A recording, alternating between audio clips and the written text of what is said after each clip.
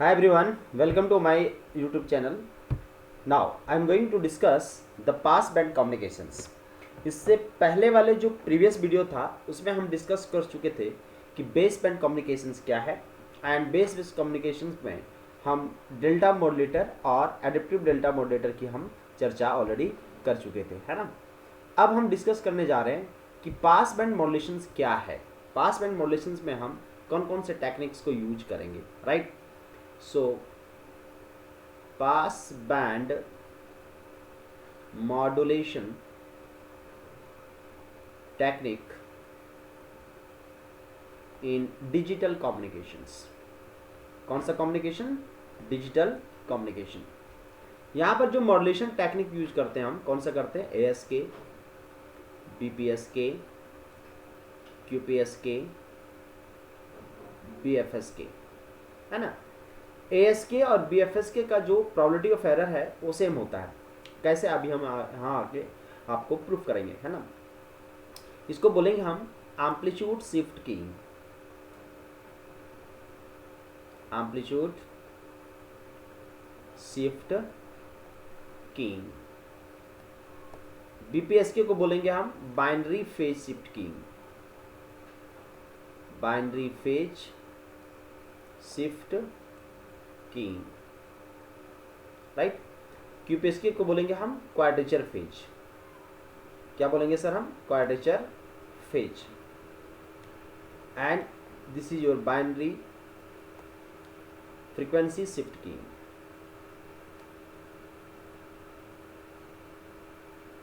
Binary frequency shift keying, है ना। अब ध्यान से देखो, एम्पलीट्यूड शिफ्ट कीइंग के केस में हम क्या करेंगे? Amplitude shift keying ASK bets on the amplitude, है ना। चलिए ASK, जब भी हम ASK की बात करते हैं, ASK this is amplitude shift keying. किसी भी बेस बैंड सिग्नल्स को अगर मुझे पास बैंड सिग्नल से पास करना हो या ट्रांसमिट करना हो या कन्वर्ट करना हो किसमें? पास बैंड सिग्नल्स में, then multiply with the carrier signals and you will get the output y of t. This is nothing but m of t into cos of omega ct. So this will be shifted from base band to the pass bands. So this is at the transmitter end. Now in this ASK techniques, if message signal is present, then there is a binary 1. So SASK can be right here AC into cos of omega ct for binary 1 and 0 for binary 0. It means if the beat energy, let EP is the beat energy for binary 1. When binary 1 digital data is transmitted, then EP is the beat energy, EQ is the beat energy for binary 0. अगर binary 1 data transmit कर रहे हैं तो उस cases में जो beat energy वो कितना मान लिया मैंने? EP है। एंड जब बाइनरी 0 ट्रांसमिट कर रहे हैं तो उस समय मान लिया मैंने बीट एनर्जी जो है वो क्या है? आपका EQ है। तो एवरेज बीट एनर्जी क्या होगा sir? So the average beat energy, average beat energy, so what is the average beat energy? This is EB equal to EP plus EQ divided by 2. This will gives your average beat energy. What gives this one? This one gives your average beat energy. Average beat energy. So this is your average beat energy. Now what's the EP? So EP is nothing but AC square by 2 into TB. Power into time is called beat energy. Let TB is the 1 beat duration. TB is the 1 beat durations. अगर आप इसको लिखना चाहें तो कैसे लिख सकते हैं सर? देखिए मान लिया मैंने carrier signals, this is your carrier signals,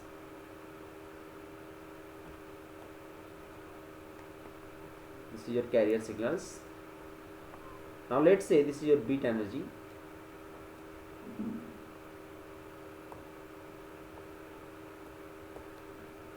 Now for binary 1, this will be your, for the binary 1,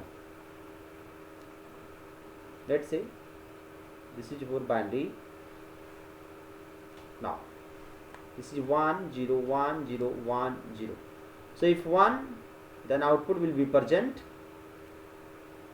So for 1 output will present. So this is for 1, this is for 0, this is for 1, this is for 0, this is for 1, this is for 0. Let's say this is for 1, this is for 0, this is for 1, this is for 0, this is for 1, this is for 0. So this is your ASK sequence. Now this is your beat energy EP, and this beat energy is EQ. So average beat energy is what? EP plus EQ divided by 2. So this is your average beat energy. So EQ equal to what? 0. So EB equal to EP by 2. So beat energy is EP by 2. Now come to the point. For the beat energy for binary 1, what is the beat energy for binary 1?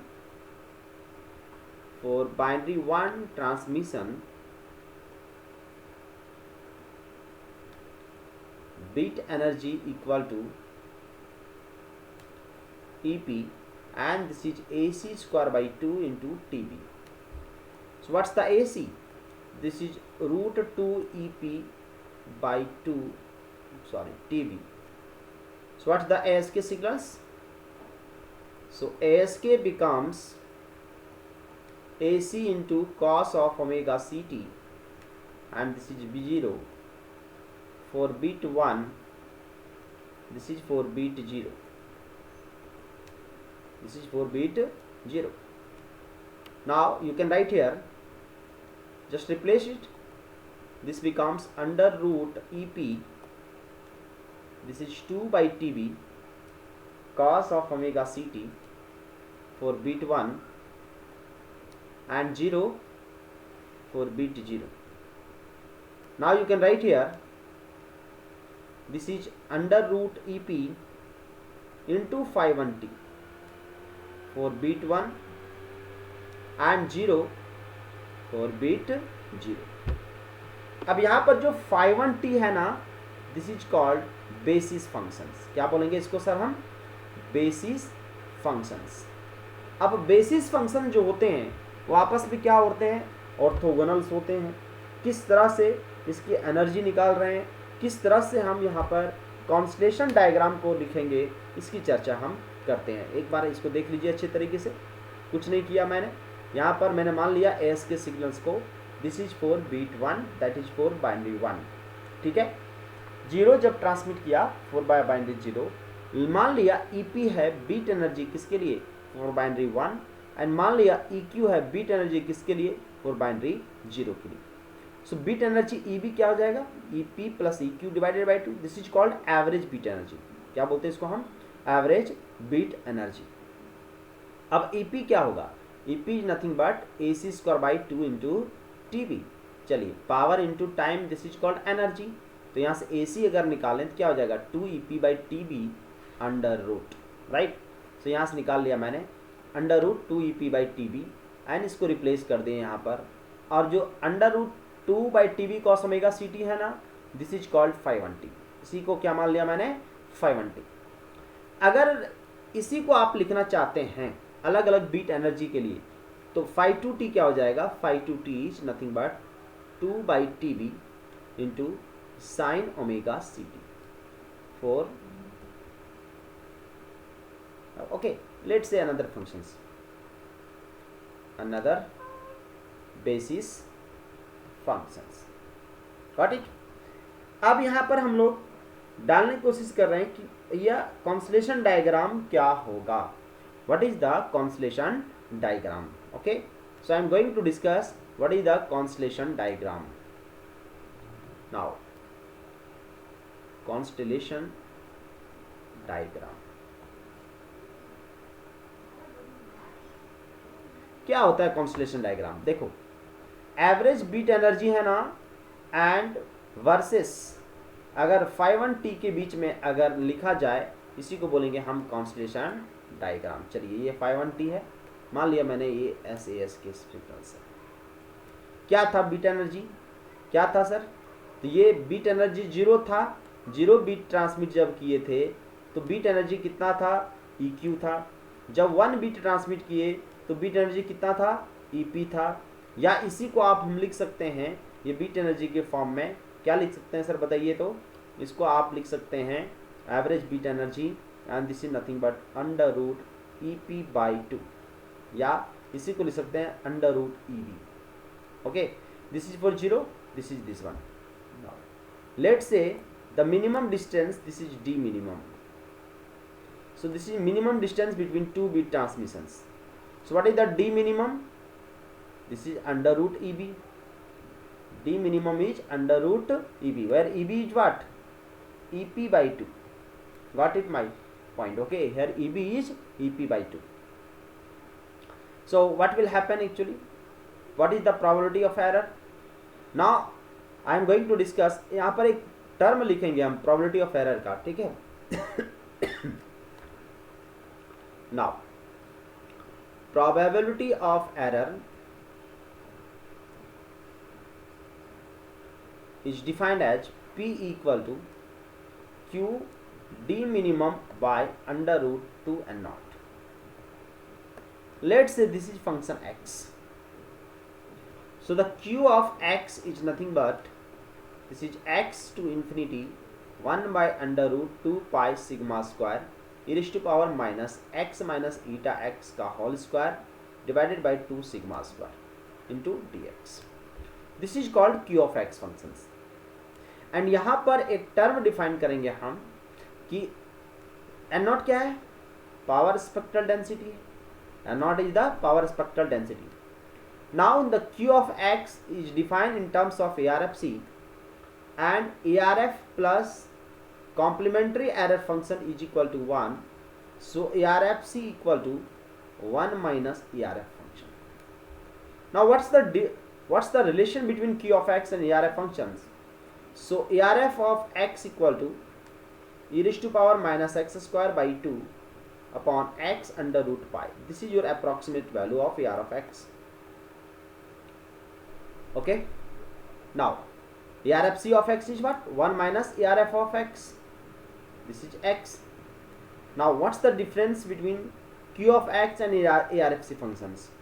So the relation between Q of x and ARF function is Q of x equal to half into ARFC of x by under root. Half into ARFC of x by under root. This is the relation between Q of x and ARFC functions. तो question में आपको जो probability of error है या तो Q of x के function में दिया रहेगा या तो आपको ARFC ऑफ फंक्शन में दिया रहेगा, है ना? इसी दो फॉर्म में आपको दिए रहेंगे सर, ठीक है? अब जैसे हम बात करते हैं, देखिए यहाँ पर डी मिनिमम कितना sir? D minimum under root EB है सर, ठीक है? अंडर रूट कितना है? EB है, या इसको लिख सकते हैं अंडर रूट EP/2 लिख सकते हैं। चलिए अब इसका हम प्रोबेबिलिटी ऑफ एरर लिखते हैं। So probability of error of ASK, this is Q of D minimum is what? under root EB by under root 2 and naught, and this is Q of under root EB by 2 and naught. EB by 2 and naught. This is the probability of error. अगर ARFC functions में लिखना है तो क्या लिखोगे? half ARFC of x by root 2. So root 2 is cancel out. So this is under root EB by and naught. This is in terms of ARFC. In terms of ARFC, both are same. दोनों आपके same है sir, both are same. So this is the probability of ASK in terms of EB by 2 and naught, and this is the probability of error in terms of root under EB by and naught. This is your probability of error for ASK. अब हम बात करेंगे कि sir FSK क्या होता है। ये था आपका ASK का केस। अब दूसरा देखेंगे हम FSK, बाइनरी फेज शिफ्ट की। Okay, so this is the probability of error of ASK, है ना। चलिए, now I am going to discuss the probability of bit error और what is the BFSK। So BFSK, binary frequency shift की।